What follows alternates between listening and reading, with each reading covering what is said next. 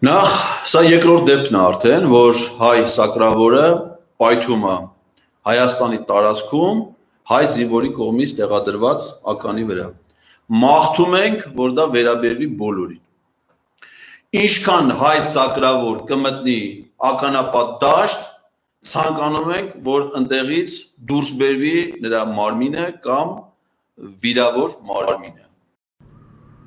Հայ սակրավորների մահը կամեցող այս երևույթը Կալուգացի Սամոյի ցուցակի 11-րդ համարն է։ Քվեարկելով Կալուգացի Սամոյի օգտին, դու քվեարկում ես, որ սա լինի ազգային ժողովի падգամավոր։ Կալուգացի Սամոն այո, իր ցուցակի 10-րդ ու 11-րդ կամ 11-րդ համարում դրել է մեկին, ով հայ սակրավորի մահն է կամենում։ Կալուգացի Սամոն չպետք է անցնի խորհրդարան, ես վստահ եմ, որ ինքը չի անցնելու խորհրդարան։ Իսկ այ ընտրություններից հետո հայ սակրավորները պետք է ականազերծման աշխատանքներ իրականացնեն Կալուգացի Սամոյի ու սրա գլխին։